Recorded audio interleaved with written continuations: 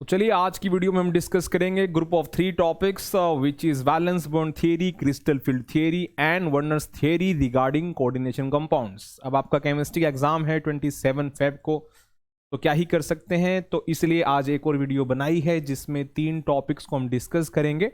और मेरा पूरा यकीन है कि यहाँ से एक सवाल तो कंफर्म्ड है, इसमें कोई भी डाउट नहीं है। Valence bond theory, crystal field theory जो एक तरह से एक दूसरे के कजन्स हैं, और Werner's theory regarding coordination compounds. ठीक है बच्चों, तो हम डिस्कस करते हैं, इसको स्टार्ट करते हैं वैलेंस बॉन्ड थियरी से। तो पहले मैं आपको थोड़ा सा एक ओवरव्यू दे देता हूं। वैलेंस बॉन्ड थियरी और crystal field theory coordination compound को अच्छे से एक्सप्लेन करती है, वहीं वर्नर्स थियरी हमें एक बेसिक फाउंडेशन देता है कोऑर्डिनेशन कंपाउंड्स के बारे में। तो इन तीनों टॉपिक्स को आज हम डिस्कस करेंगे। हाँ, मैं थोड़ा क्रोनोलॉजी बदल रहा हूं, मैं पहले आपको वैलेंस बॉन्ड थ्योरी डिस्कस करवाऊंगा, बाद में वर्नर्स थ्योरी बताऊंगा, क्योंकि अभी तो यार बात एग्जाम की है जो कि 27 तारीख को है। तो आप इसको किस क्रोनोलॉजी में आपको पढ़ना है ये आपके ऊपर है। हम तो पढ़ा देंगे आज आपको 3 टॉपिक्स।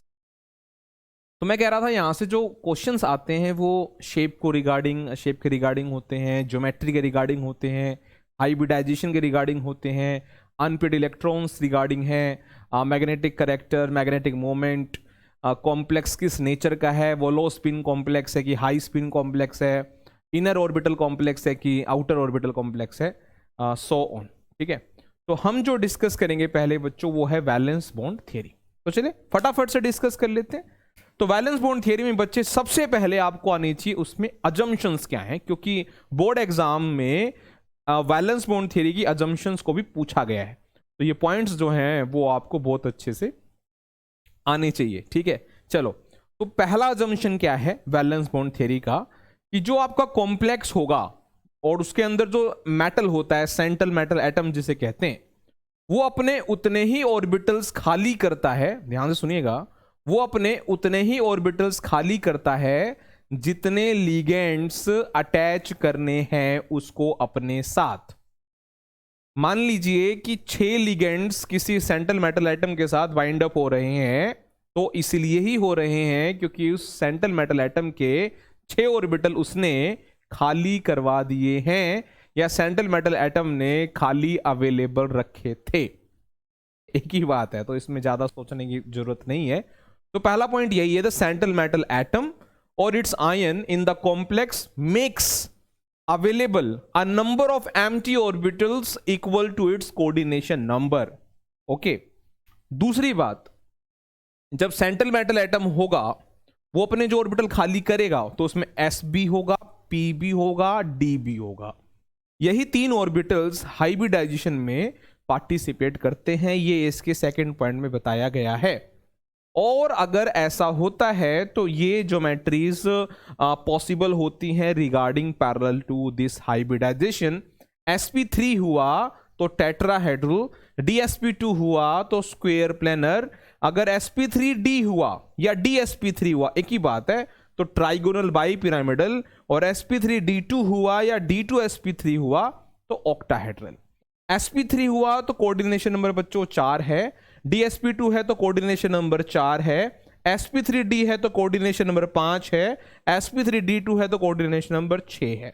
यानी कोऑर्डिनेशन नंबर 5 और कोऑर्डिनेशन नंबर 6 के लिए शेप तो हमें पहले से ही पता लग जाएगी, वहीं कोऑर्डिनेशन नंबर 4 में कंफ्यूजन रहेगी कि sp3 है कि dsp2 है, तो वो कंफ्यूजन भी आगे अभी दूर हो जाएगी। पहला पॉइंट क्लियर, जितने लिगेंड्स बाइंड अप होना चाहते हैं उतने ऑर्बिटल सेंट्रल मेटल एटम के खाली होने चाहिए। अगर आपका लिगेंड मोनोडेंटेट है, तो अगर आपके लिगेंड बाइडेंटेट है तो आप कोऑर्डिनेशन नंबर का कॉन्सेप्ट उठाएं, जितना कोऑर्डिनेशन नंबर होगा कॉम्प्लेक्स का उतना ही सेंट्रल मेटल एटम ऑर्बिटल खाली करेगा ताकि लिगेंड्स के साथ जुड़ सके। ओके, चलो अगले पॉइंट पर बढ़ते हैं। अगला पॉइंट है कि जो डी ऑर्बिटल्स होते हैं sp-d, अभी आपने बोला कि सेंट्रल मेटल एटम का sp और d हाइब्रिडाइजेशन में पार्टिसिपेट करता है, और जो d होता है वो 2 तरह का है, अगर आप देख पा रहे हैं तो आउटर d है या इनर d है। तो यही अगले पॉइंट में बताया गया है कि जो the d orbitals which are involved in hybridization are either inner d और आउटर d, यानी n-1 वाला होगा या n वाला होगा। क्लियर है? यानी अगर मैं फर्स्ट ट्रांजिशन सीरीज की बात करूं जो आपके सिलेबस में है, तो उसका या तो 3D काम करेगा या उसका 4D काम करेगा। बात क्लियर है।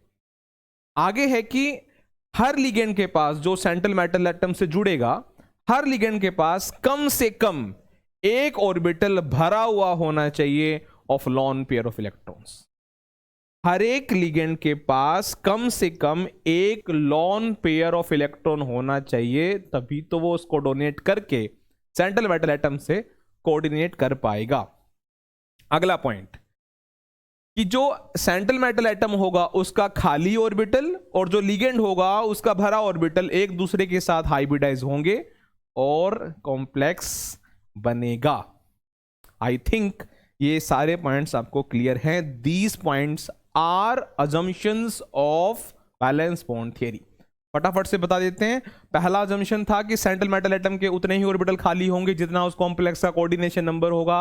मान लो 4 मोनोडेंटेड लिगेंड्स जुड़ने आ रहे हैं तो सेंट्रल मेटल एटम के 4 ऑर्बिटल खाली होने चाहिए। 6 आ रहे हैं तो 6 खाली होने चाहिए। मैं मोनोडेंटेड लिगेंड्स की बात कर रहा हूं।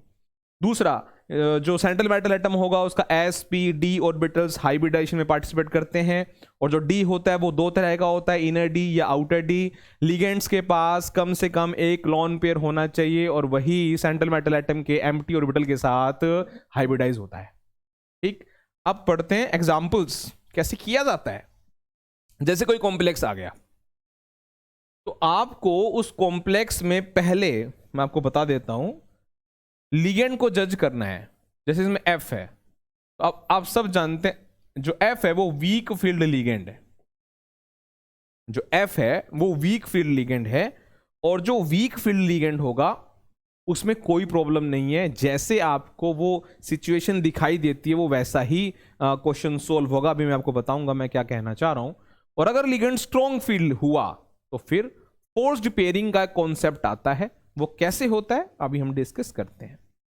तो जैसे ये कॉम्प्लेक्स आ गया और पूछा कि इसका मैग्नेटिक कैरेक्टर बताएं, हाइब्रिडाइजेशन बताएं, मैग्नेटिक मोमेंट बताएं, तो कैसे करना है, अटेम्प्ट कैसे करना है, ध्यान से सुनना। आपको कॉम्प्लेक्स मिलेगा, आप उसमें सेंट्रल मेटल एटम देखेंगे which is generally of 3D series आपके सिलेबस के अकॉर्डिंग। तो कोबाल्ट का एटॉमिक नंबर 27, उसकी कॉन्फ़िगरेशन AR 3D7 4s2। उसके बाद अगला स्टेप होगा कि कोबाल्ट का आप ऑक्सीडेशन नंबर निकालेंगे। कोबाल्ट का जब आप ऑक्सीडेशन नंबर निकालेंगे X मानकर, F का -1 होता है, 6 बार है तो -6 equal to the total charge present on the entity -3। तो सोल्व कर X आ गया 3, यानी कोबाल्ट का ऑक्सीडेशन नंबर आ गया 3। तो कोबाल्ट जब 3 स्टेट में होगा तो यहां से 3 इलेक्ट्रॉन कम हो जाएंगे और ये हो जाएगा 3d6। Now comes the main point and the main step. Now we will draw 3D, 1 second. Now we will draw 3D, 4s and 4p, where 3D has 6 electrons, 4s खाली, 4p खाली। Clear यहां तक? अगर आप देख पा रहे हैं F वीक फील्ड लिगेंड है, सिचुएशन दे रही है आपको 4 एम्प्टी ऑर्बिटल्स और जोड़ने हैं आपको 6 लिगेंड्स, तो आपको 2 ऑर्बिटल और खाली चाहिए। अब क्या होगा कि 3D में तो खाली नहीं है, तो मैंने कहा था या तो इनर डी काम करता है या आउटर डी काम करता है।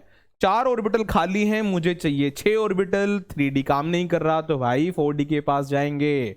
तो अगला स्टेप अगर आप देखेंगे तो आप पाएंगे कि मैंने 4D भी ड्रॉ कर रखा है।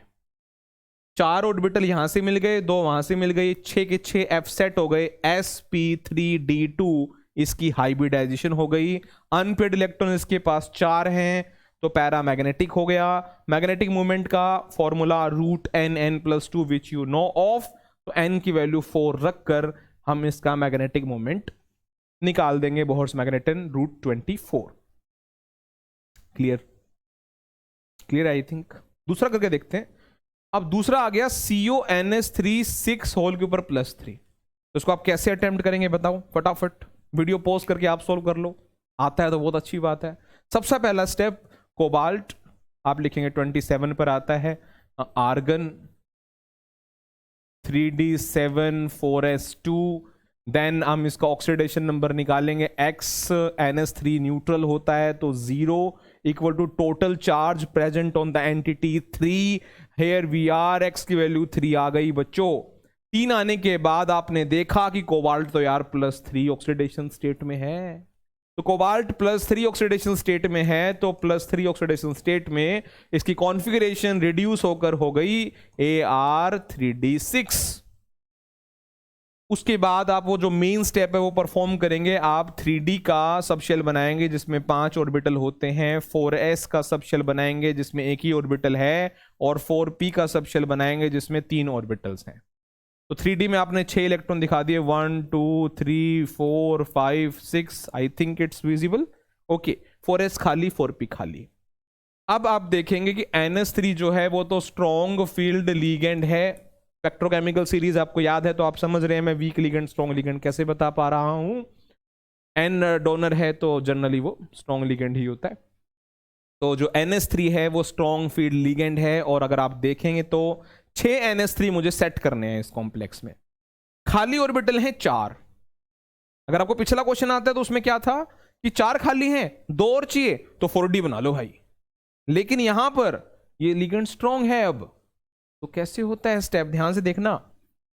ये जो 3D है जिसमें 5 ऑर्बिटल्स होते हैं, इसके जो 6 इलेक्ट्रॉन्स हैं वो ऐसे सेट हो जाएंगे, देखना 1 2 3 4 5 6, फोर्स्ड पेयरिंग हो गई। ये 6 इलेक्ट्रॉन 3 ही ऑर्बिटल में सेट हो गए, तो मुझे एक ऑर्बिटल ये खाली मिल गया, एक ही खाली मिल गया, 2 3, और p में 4 5 6, तो मुझे मिल गया D2, ये 4s है, ये 4p है, D2sp3, D2sp3। अब देख पा रहे हो कि कब sp3 D2 लिखा गया, कब D2sp3 लिखा गया है। देखो देखो देखो, आता ही होगा यार। एग्जाम के हम इतना क्लोज हैं, अब फिर भी ये चीजें नहीं आती होंगी तो बड़ी प्रॉब्लम की बात है यार। यहां से क्वेश्चन आ रहा है, क्वेश्चन आ रहा है यहां से, ठीक है। ओके, तो सिंपल सा एक लॉजिक होता है, आपको बस ये देखना होता है लिगेंड वीक है कि स्ट्रांग है। स्ट्रांग है तो फोर्स्ड पेयरिंग करते हैं, उसके बाद हम लिगेंड्स को एडजस्ट कर देते हैं, ठीक है। और लिगेंड वीक है तो हम नेचुरल चलते हैं, हंट्स रूल को परेशान नहीं करते, ठीक। ओके, पैरामैग्नेटिक नहीं है, अब ये डायामैग्नेटिक है, ठीक है। अनपेड इलेक्ट्रॉन्स के पास है नहीं, तो मैग्नेटिक मोमेंट इसका 0 है। ये इनर ऑर्बिटल कॉम्प्लेक्स है, इनर, और वो पिछला क्वेश्चन था आउटर ऑर्बिटल कॉम्प्लेक्स, ठीक है। चलो आगे बढ़ते हैं। उसके बाद कुछ क्वेश्चन हैं, इसका स्क्रीनशॉट ले लो और आप इसको सोल्व करेंगे, मुझे नहीं पता। ये 6 सवाल आपको सोल्व करने हैं, 2 मैंने ऊपर करवा दिए, 8 सवाल हो गए। इन्हीं में से इन्हीं जैसा कोई क्वेश्चन आएगा वैलेंस बॉन्ड थ्योरी से अगर पूछेगा तो। इसमें से कोई आ गया तो इसका मतलब ये नहीं मैंने पेपर लीक किया है, ठीक है ना। मुझे पेपर नहीं पता है, हम तो बस अपने एक्सपीरियंस भी बता सकते हैं कि वैलेंस बॉन्ड थ्योरी से क्वेश्चन आना चाहिए, वो बहुत इंपॉर्टेंट है। नहीं तो CFT से आएगा, इन दोनों में से एक क्वेश्चन तो आएगा ही आएगा as per previous year questions, ठीक है। पूरी गट फीलिंग है कि यहाँ से क्वेश्चन पूछेगा ही पूछेगा, और जब आपको पता है कि पूछेगा ही पूछेगा तो फिर करना है इसको सोल्व। अच्छा, मेरी बात समझ लो। कुछ बच्चों को यहाँ प्रॉब्लम हो सकती है कि सर यहाँ तो काउंटर आयन भी है, बाहर भी लिखा हुआ है, तो क्या टेंशन है, अपने को सिर्फ लिगेंड से मतलब है यार। इस Cl2 को लिखने की जरूरत नहीं है, इसके चक्कर में ऊपर +2 लिख लो, और यहाँ 3 लिखा हुआ है तो यहाँ +3 लिख लो और फिर सोल्व कर लो, ठीक है ना। चलो फिर आगे बढ़ते हैं। तो इन्हीं क्वेश्चंस में आपको ये भी बताना है कि इनर ऑर्बिटल है कि आउटर ऑर्बिटल है, ठीक है। हम ज़्यादा टाइम वेस्ट नहीं कर रहे हैं, आपका बोर्ड एग्जाम है, जल्द ही है, 27 तारीख को है। हम आगे बढ़ते हैं। वैलेंस बॉन्ड थ्योरी की लिमिटेशंस हैं, जैसे इसमें अजम्पशंस हैं, तो ये कमी तो थियरी की होती है। If any theory is based on some assumptions, it is also a demerit of that theory, तो ये इसकी एक लिमिटेशन है। दूसरा, इस थियरी की लिमिटेशन ये है कि आपको ये जज नहीं करवा पाएगा कि लिगेंड वीक है कि स्ट्रॉन्ग है। तो बच्चा बोलेगा सर अभी आपने क्वेश्चन किया COF6 वाला, उसमें आपने F को वीक लिगेंड बताया, फिर आपने क्वेश्चन किया CONS3 वाला, उसमें आपने NS3 को स्ट्रॉन्ग लिगेंड बताया, क्यों नहीं पता है? पता तो है सर कि लिगेंड वीक है कि स्ट्रॉन्ग है। भाई ये आइडिया मैंने स्पेक्ट्रोकेमिकल सीरीज से उठाया, और spectrochemical series valence bond theory के बाद में कॉन्सेप्ट आया यार, हमने वहां से चुराया है इसको सिर्फ सोल्व करने के लिए। तो जब वैलेंस बॉन्ड थ्योरी को आप सोच कर देखो, अगर आपको यही नहीं पता हो कि लिगेंड वीक है कि स्ट्रॉन्ग है, तो क्या आप ये जज कर पाएंगे कि डी अंदर वाला काम करेगा कि बाहर वाला काम करेगा, फोर्स पेयरिंग कब करनी है कब नहीं करनी है? ये तो स्ट्रेंथ ऑफ लिगेंड जाने बिना असंभव लगता है। तो इस थियरी में ये जानकारी नहीं थी कि लिगेंड वीक है स्ट्रॉन्ग है, ऐसा कुछ लॉजिक होता है, तो ये भी एक कमी है। तो सीधी सी बात है, मैग्नेटिक प्रॉपर्टी भी अच्छे से एक्सप्लेन नहीं कर पाएगा, और मैग्नेटिक प्रॉपर्टी एक्सप्लेन नहीं कर पाएगा तो 4 वाले केस में कंफ्यूज होगा कि sp3 होगा कि d2sp3 होगा, सॉरी d2sp होगा। तो इसमें भी कंफ्यूजन है कि स्क्वायर प्लेनर होगा कि टेट्राहेड्रल होगा, ठीक है ना। जब जज ही नहीं कर पाएगा कि फोर्स पेयरिंग करनी है कि नहीं करनी है, तो कैसे पता लगेगा कि अंदर वाला डी काम करेगा कि बाहर वाला? देखो लिमिटेशंस की बात कर रहे हैं, इसलिए मैं ऐसी बातें कर रहा हूं। पेपर में वैलेंस बॉन्ड थ्योरी आएगी तो तुम्हें पता है, तुम्हें तो पता ही है लिगेंड कौन सा वीक है कौन सा स्ट्रॉन्ग है, ठीक है ना। ये बात ध्यान रखना। अभी हम लिमिटेशन की बात कर रहे हैं, तो वैलेंस बॉन्ड थ्योरी में वीक लिगेंड स्ट्रॉन्ग लिगेंड की जानकारी नहीं थी, वो तो हमने अपना ट्रिक बनाया है सॉल्व करने के लिए, ठीक है। ओके, ये सिर्फ आपको क्वालिटेटिव एक्सप्लेनेशन देता है, कॉम्प्लेक्स की लिमिटेशन आप जल्दी जल्दी पढ़ लेना। या आपको एक्सप्लेन नहीं करता थर्मोडायनेमिक और काइनेटिक स्टेबिलिटी, यानी कॉम्प्लेक्स की स्टेबिलिटी को एक्सप्लेन भी नहीं करता है। It does not explain the spectral properties also. तो ये कुछ कमियां हैं वैलेंस बॉन्ड थ्योरी की, आप इसको फटाफट से पढ़ लेना, ठीक है। मैं एक बार दोबारा दिखा देता हूँ, ज़्यादा टाइम आपको लगाना नहीं है, फटाफट करना है, ये टॉपिक खत्म हो जाना चाहिए आज। तो एक ये कमी है अजम्पशंस पर बेस्ड है, एक कमी है वीक लिगेंड स्ट्रॉन्ग लिगेंड में अंतर नहीं छाट पाया, एक कमी है कि मैग्नेटिक प्रॉपर्टीज अच्छे से एक्सप्लेन नहीं कर पाया, एक कमी है कि कोऑर्डिनेशन नंबर 4 वाले केस में कंफ्यूजन है कि टेट्राहेड्रल कब होगा स्क्वायर प्लेनर कब होगा, ये इसको आइडिया नहीं है। और ये सिर्फ आपको क्वालिटेटिव आइडिया देता है, कॉम्प्लेक्स का स्पेक्ट्रल प्रॉपर्टी स्टेबिलिटी ये सब एक्सप्लेन नहीं करता है। जरूरी नहीं है सारे पॉइंट्स आपको आते हो, लेकिन रीड कर लोगे तो क्या चला जाएगा, हाँ 3-4 पॉइंट भी याद रहेंगे तो काम तो चल जाएगा, लेकिन सारे पॉइंट एक बार रीड कर लो यार, क्या पता मल्टीपल चॉइस क्वेश्चन में दिख जाए कोई।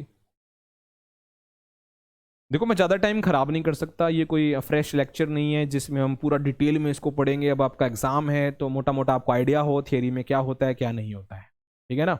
मैं फिर बता देता हूँ, कोई क्वेश्चन आएगा तो आपको बस ये देखना है कि लिगेंड वीक है कि स्ट्रॉन्ग है।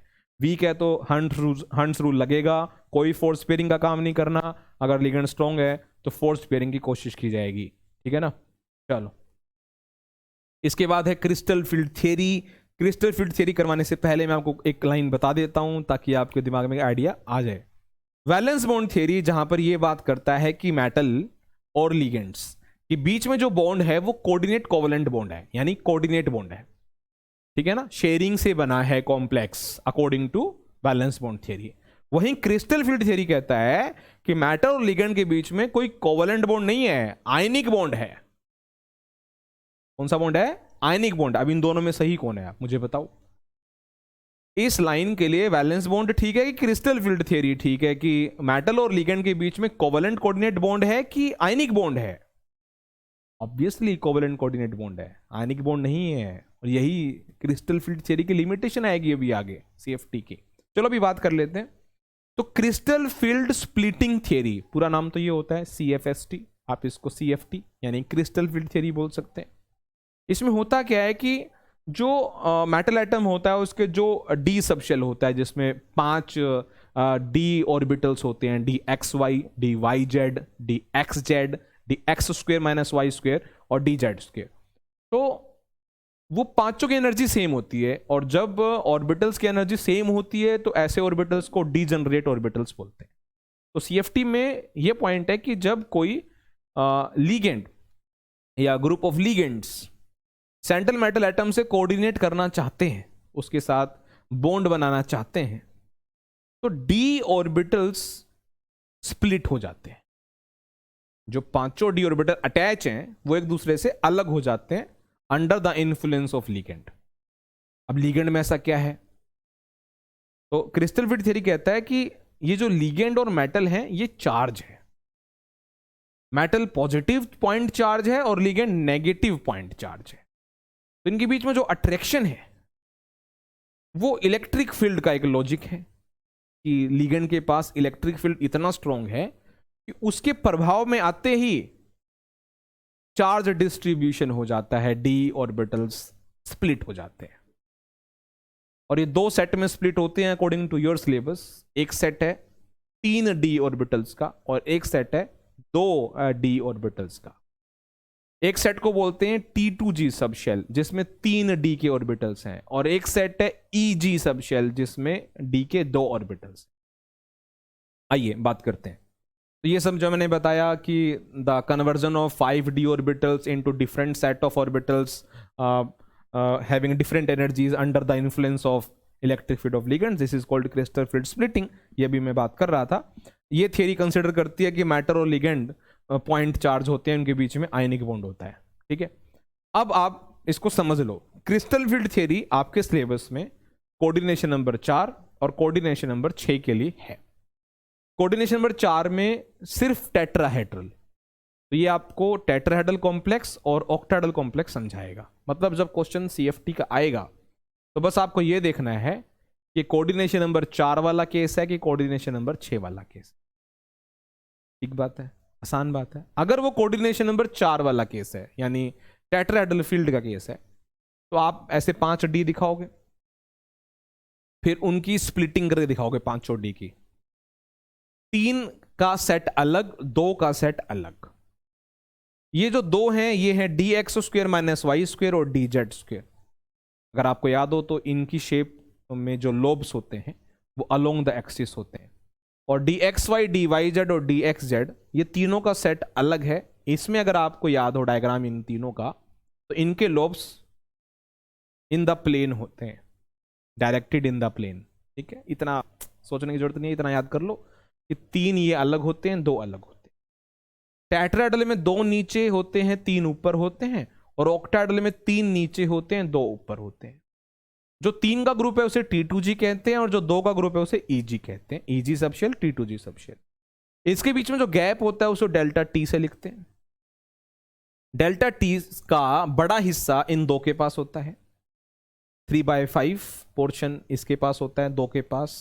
इनिशियल एनर्जी लेवल से 3/5 हिस्सा इनके पास होता है, और 2/5 हिस्सा T2G के पास होता है। चाहे फिर वो टेट्राहेड्रल का डायग्राम हो चाहे ऑक्टाहेड्रल का, देख लो आप। 3 के पास 2/5 पार्ट और 2 के पास 3/5 पार्ट। ठीक है ना, ऐसा होता है। ऑक्टाहेड्रल में आप ध्यान रखना, ऑक्टाहेड्रल में 3 नीचे 2 ऊपर ऐसा होता है, और सब कुछ सेम होता है। ध्यान ही रखना है कि ऑक्टाहेड्रल मतलब 6 कोऑर्डिनेशन नंबर, उसमें स्प्लिटिंग ज़्यादा है और टेट्राहेड्रल में स्प्लिटिंग कम है। तो ये आपको रिलेशन याद रखना है कि जो ऑक्टाहेड्रल में स्प्लिटिंग है वो लगभग 2.5 गुना है, 2.5 टाइम्स ऑफ टेट्राहेड्रल स्प्लिटिंग।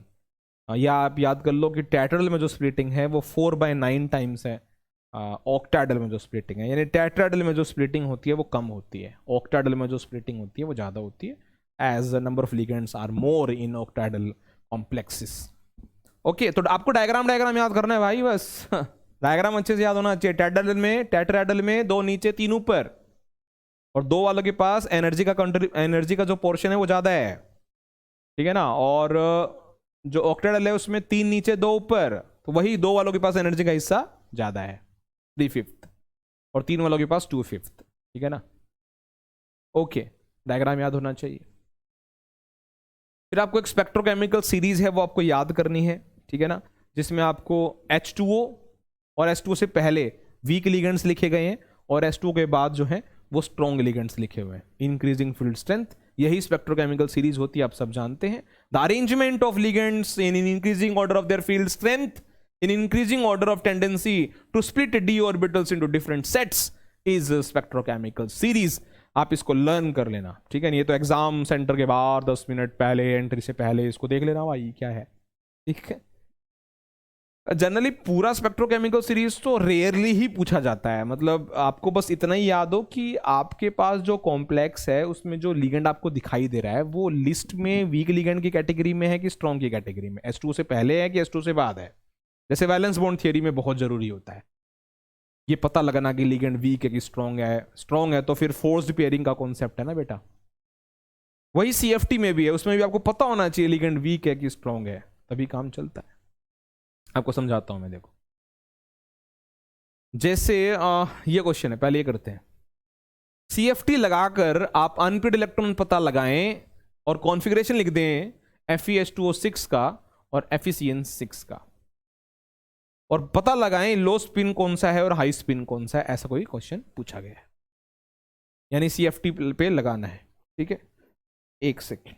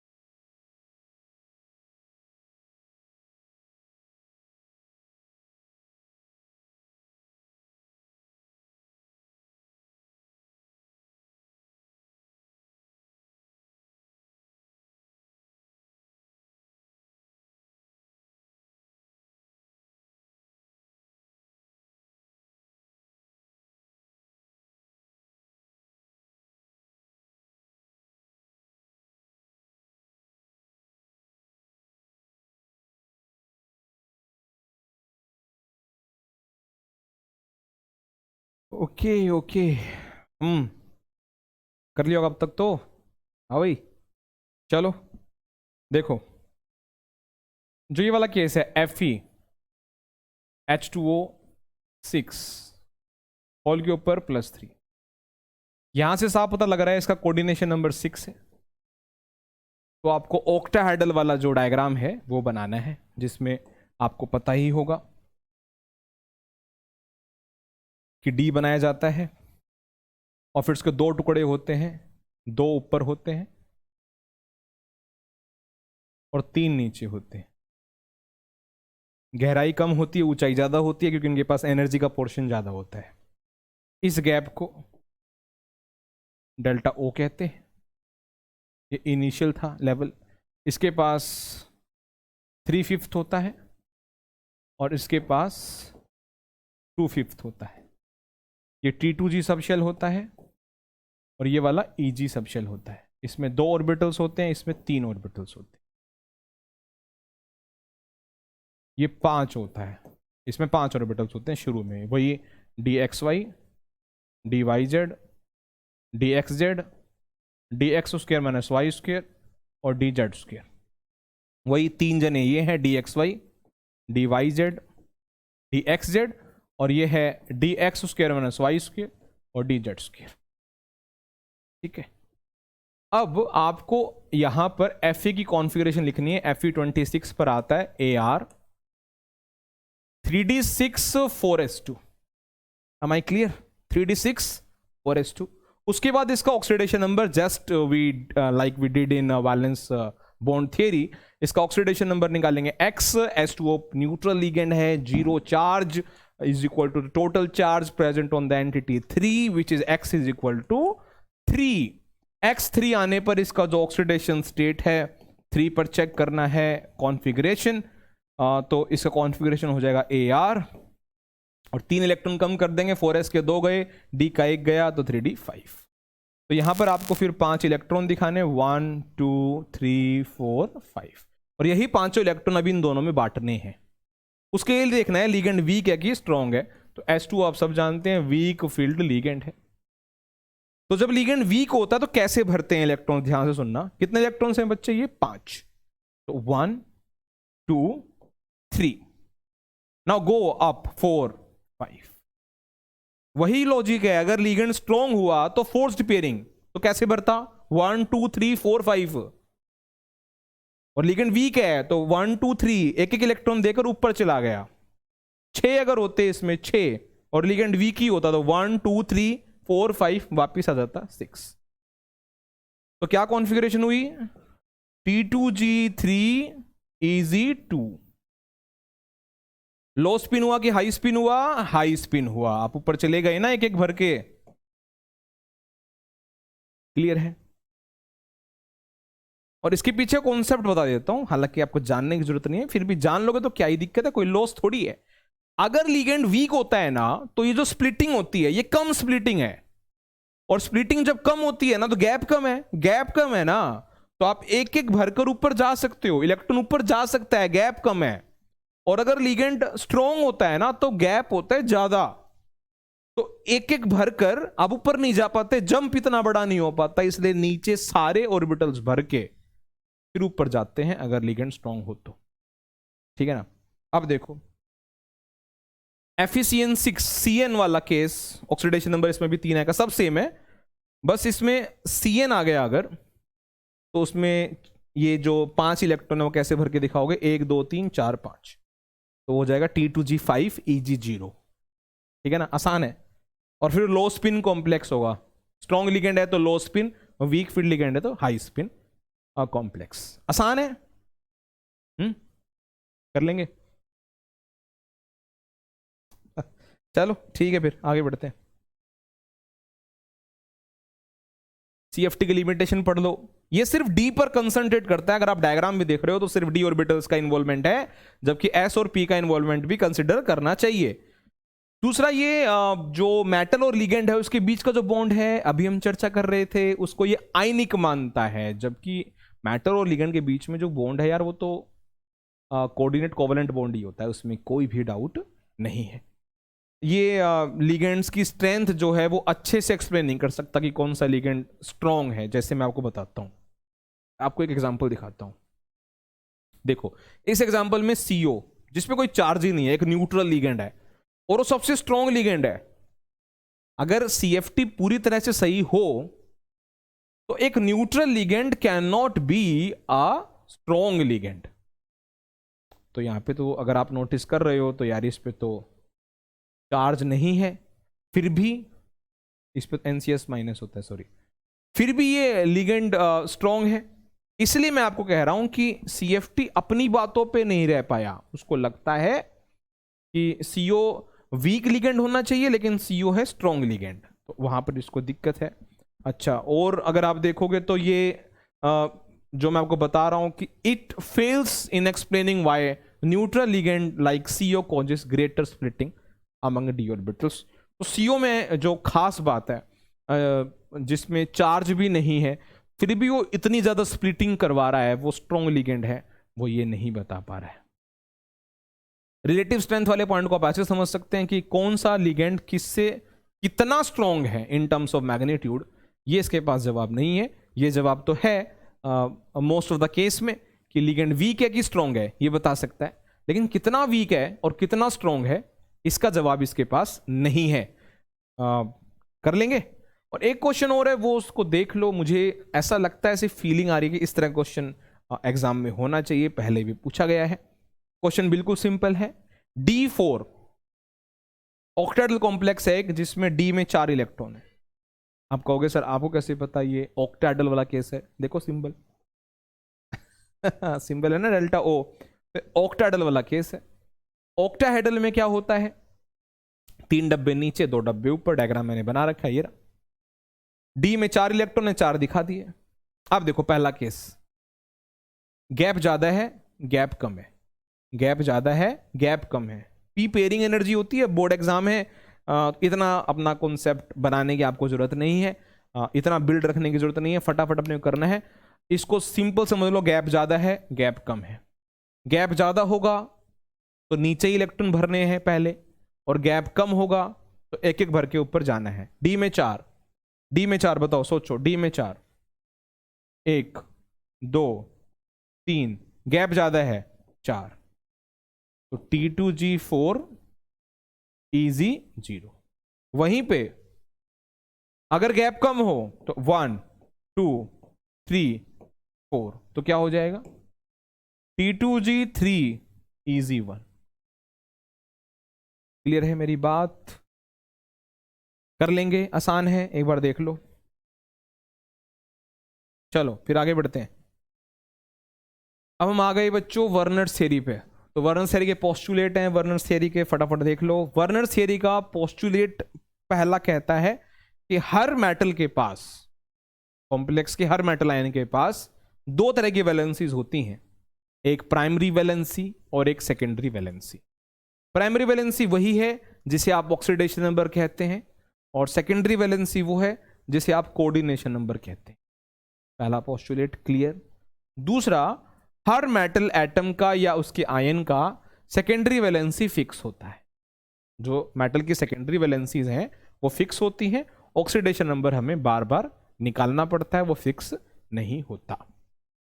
तीसरी बात, जो ऑक्सीडेशन नंबर होता है यानी जो प्राइमरी वैलेंसी होती है, आप सब जानते हैं कि जो ऑक्सीडेशन नंबर होता है कॉम्प्लेक्स में वो मेटल का निकाला जाता है और वो पॉजिटिव आता है। पॉजिटिव आ रहा है क्योंकि नेगेटिव चार्ज है कहीं, इसका मतलब प्राइमरी वैलेंसी सिर्फ नेगेटिव लिगेंड्स, नेगेटिव चार्ज से सेटिस्फाई होता है। वहीं कोऑर्डिनेशन नंबर चार्ज से परे है, वो तो ये देखता है कि मेटल को कितने तरफ से घेरा गया है। कोऑर्डिनेशन नंबर नेगेटिव से भी सेटिस्फाई होता है और न्यूट्रल लिगेंड से भी सेटिस्फाई होता है। एक पॉइंट ये है। फिर एक पॉइंट है कि जो कॉम्प्लेक्स की ज्योमेट्री होती है, टेट्राहेड्रल कह लो, प्लेनर कह लो, ऑक्टाहेड्रल कह लो, बाइपिरामिडल कह लो, ये सेकेंडरी वैलेंसी से पता लगता है, प्राइमरी वैलेंसी से पता नहीं लगता है। For example we have a complex NiCO4, tetracarbonyl nickel, ये कॉम्प्लेक्स है। इसकी प्राइमरी वैलेंसी 0 है और सेकेंडरी वैलेंसी 4। तो ये जो 4 से हमें पता लगता है इसकी शेप स्क्वायर प्लेनर है, तो सेकेंडरी वैलेंसी से हमें शेप का, ज्योमेट्री का पता लगता है, प्राइमरी वैलेंसी से पता नहीं लगता है। मैं फिर बोल रहा हूं, मैं डिटेल्स में नहीं जा रहा हूं, आपको इतना बता दे रहा हूं कि आपने थोड़ा बहुत भी पढ़ रखा है तो बातें समझ में आ जाएंगी। ठीक है, ओके। तो एक क्वेश्चन है, एनसीईआरटी में क्वेश्चन है, आपको एक डाटा दिया गया है, आपको कुछ फॉर्मूले दे रखे हैं ये, और सामने ये बता रखा है कि इन फॉर्मूले की रिएक्शन करवाई है AgNO3 से, तो ये AgCl मिल रहा है। तो जब इसकी रिएक्शन AgNO3 से करवाई तो एक AgCl बना, एक, इसका मतलब इसका एक Cl बाहर निकला होगा। अरे एक ही Cl बाहर निकला होगा तभी तो एक AgCl बना है, इसका मतलब एंटिटी के बाहर एक ही Cl है। देखो दूसरा वाला केस देखोगे तो इसमें 2 AgCl बने हैं, इसका मतलब इसके 2 Cl बाहर निकले होंगे, यानी काउंटर आयन में 2 Cl बाहर है। बात क्लियर हो गई। तीसरा, इसमें 2 Cl हैं और दोनों बाहर निकल गए हैं, यानी ये दोनों Cl एंटिटी के बाहर हैं। देखो आगे आगे कुछ बना ही नहीं, 0, सॉरी, हाँ ठीक है, आगे बना है 0, तो PtCl4 2HCl, इसका मतलब Cl बाहर है ही नहीं, Cl अंदर है। कितने Cl हो गए? 4 Cl, ये 2 Cl, ये 6 Cl हो गए, और H लेफ्ट साइड दिखाना, राइट साइड नहीं। Positive counter ion left side होता है। मेरी बात क्लियर? आगे देखोगे PtCl2.2NH3 और अभी कोई AgCl नहीं बना, इसका मतलब इसका Cl भी काउंटर आयन नहीं है। तो आप देखो इसके डायग्राम में भी काउंटर आयन नहीं है। मेरी बात क्लियर है? सेकेंडरी वैलेंसी इसकी 4 हो गई, इसकी 6 हो गई, इसकी भी 6 हो गई, इसकी 4 हो गई और इसकी भी 6 हो गई। क्लियर है? यही सब इसने पूछा था। एक तो ये पूछा था कि इस डाटा से बता दो इसका फॉर्मूला क्या होगा कॉम्प्लेक्स का, इन सब का, और सबकी फिर सेकेंडरी वैलेंसी बतानी थी। भाई उतना ही AgCl बनेगा जितना Cl बाहर होगा एंटिटी के। अब यहाँ एक AgCl बना है तो इसके कॉम्प्लेक्स का ऐसा फॉर्मूला लिखना जिसमें एक Cl बाहर हो बस एंटिटी के। यहाँ पर 2 AgCl बने हैं तो इसका ऐसा फॉर्मूला लिखना कि उसके 2 Cl एंटिटी से बाहर हो इस कॉम्प्लेक्स के। यहाँ पर भी 2 लिखा हुआ है तो इसका भी ऐसा फॉर्मूला लिखना कि काउंटर आयन में 2 Cl दिखाई दें। इसमें 0 लिखा हुआ है, इसका मतलब इसको ऐसे लिखना कि इसमें एक भी Cl बाहर ना हो। और इसमें 0 AgCl बना है तो इसका भी ऐसे लिखना कि एक भी Cl काउंटर आयन के मतलब काउंटर आयन के फॉर्म में ना हो। ठीक है? क्लियर? फिर एक क्वेश्चन है, ऐसा ही क्वेश्चन है, इसको पढ़ लो एक बार, देखो। एक कंपाउंड है CrCl3.6H2O, जैसे ऊपर भी मैंने 5-6 दे रखे थे, ऐसे एक ये है और एक ये है, 2 जने हैं। इनको दोनों को मैंने AgNO3 के साथ मिक्स किया तो एक ने आपको 2 मोल AgCl बना के दिया और एक ने आपको 3 मोल AgCl बना के दिया। इसने आपको 2 मोल AgCl बना के दिया, इसने आपको 3 मोल AgCl बना के दिया। तो इसका मतलब तो साफ है, अगर इसने आपको 2 AgCl बना के दिया तो इसके फॉर्मूला ऐसा लिखना कि 2 Cl काउंटर आयन में हो। इसने अगर आपको 3 AgCl बना के दिया है तो इसका फॉर्मूला ऐसे लिखना कि 3 Cl एंटिटी के बाहर हो। देखो वही पूछा है, फॉर्मूला पूछा है। तो क्या आपको क्लियर है? ये आपको 2 AgCl बना के दे रहा है, इसका मतलब इसके 2 Cl बाहर पाएंगे, और ये आपको 3 AgCl बना के दे रहा है तो इसके 3 Cl बाहर पाएंगे। देखो फॉर्मूला। बात क्लियर? फिर इसने पूछा है कि किसकी कंडक्टिविटी ज्यादा है, कंपेयर करना। तो वो तो आयन से पता लगती है। ये आपको बना के दे रहा है एक एंटिटी का और 2 काउंटर आयन, 3 आयन बना के दे रहा है, और वो 3 काउंटर आयन एक एंटिटी 4 आयन बना के दे रहा है। तो जिसके पास आयन ज्यादा होते हैं उसकी कंडक्टिविटी ज्यादा होती है। आई होप आपको क्लियर है। आज ये तीनों टॉपिक्स आप पढ़ेंगे और क्वेश्चन कंफर्म्ड है, लिख के ले लो, क्वेश्चन इससे आना ही आना है। बैलेंस बॉन्ड थ्योरी के अजम्पशन पढ़ लेना एक बार, क्विक रीडिंग हो जाएगी। और बस ये देखना है कि लिगेंड वीक है कि स्ट्रॉन्ग है। फोर्स अगर लिगेंड स्ट्रॉन्ग है तो फोर्स पेयरिंग करने काम खत्म। Hybridization, shape, magnetic behaviour, magnetic movement, low spin, high spin, inner orbital, outer orbital, यही क्वेश्चन आते हैं घूम घूम के। और क्रिस्टल फिट थ्योरी में भी वही है, 2 डायग्राम याद करने, एक 4 टेट्राहेड्रल वाला, एक ऑक्टाहेड्रल वाला। लिगेंड वीक है तो एक एक इलेक्ट्रॉन भर के ऊपर जाना है, और अगर लिगेंड स्ट्रॉन्ग है तो फोर्स पेयरिंग नीचे वाले भर के ही ऊपर जाना है अगर इलेक्ट्रॉन अवेलेबल है तो, नहीं तो नीचे ही रह जाओगे। नीचे वाले पहले भर दिए तो लो स्पिन, और नीचे वाले एक एक भर के ऊपर जा रहे हो तो हाई स्पिन कॉम्प्लेक्स। ये उसका लॉजिक होता है। T2G EG किसे कहते हैं ये आप ध्यान रखना। डेल्टा T डेल्टा O में क्या रिलेशन है ये भी आप ध्यान रखना। यही है वर्नर्स थियरी के सिंपल पॉइंट है। प्राइमरी वैलेंसी सेकेंडरी वैलेंसी का लॉजिक है, और दूसरा उसके सवाल करने हैं तो काउंटर आयन का कॉन्सेप्ट क्लियर होना चाहिए। ठीक है ना? चलो फिर आज इतना ही करते हैं, तो मिलेंगे किसी और वीडियो के साथ। तब तक ये टॉपिक अच्छे से कर लेना। Okay, thank you.